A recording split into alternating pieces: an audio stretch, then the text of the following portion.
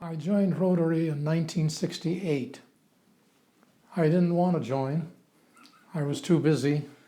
I was singing 3 shows a night in Las Vegas, and I was suing people, and I was enjoying both occupations. But an educator came to my office and asked me if I would like to visit the Rotary Club, named Paul Arrett. And I really liked him. I admired him. He was a wonderful man and a good friend. So I joined. And I remember the president of the club said, "We know you're busy. If you can just get once every 3 months, we'll give you a perfect attendance pin at the end of the year." I thought, well, I can handle that.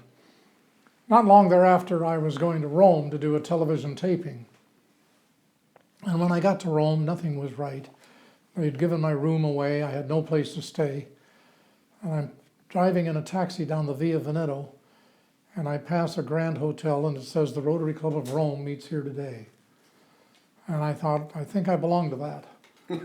So I'm going in to make out. In those days, in my early 20s, I got those terms make out and make up mixed up all the time. But I thought I might as well learn how to do that at a Rotary Club. So I walked in, and here were several hundred aging, distinguished, white-haired, patrician, all men, of course, in those days. And I sat down next to a aging, white-haired, patrician, Roman, banker, Rotarian. And I'm wearing my orange and brown plaid sport coat that I still bought in Las Vegas. And he said to me, "I see you're an American." And I thought, boy, he's smart. He knew that. I hadn't said anything. And I said, "Yes, I'm from California." And he said, "I knew that." So I sat down and we became friends. And I told him my tale of woe, that I was looking for a place to stay. And the long and the short of it is that he took me to a hotel after the meeting, and I had a lovely suite of rooms, and I had a beautiful young Italian woman who was my guide.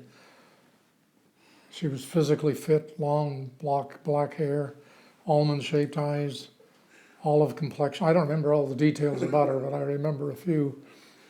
And she was my guide over 3 or 4 days, and we dined where Caesar dined, and we rode the Appian Way. We were in audience with the Pope.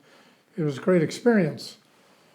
When I went to check out of my box, or my hotel, there was a note in my box, and it said, "No charge.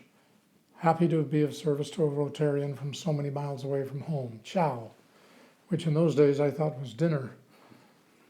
And on the way back on the plane, flying back across the ocean to my home here in California, I couldn't figure out why he had done that.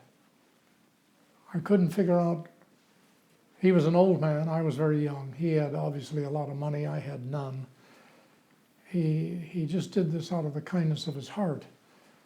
And I thought, I've learned something about the kind of person that Rotary creates, or the kind of person who's in Rotary. And I said to myself, someday I want to be like that man who does something for somebody without any expectation of return. At our international convention in Rome in 1979, I think it was, I went to look him up, but he had already passed away. But I've never forgotten him. And it was my first of many experiences in Rotary, teaching me why I am a Rotarian.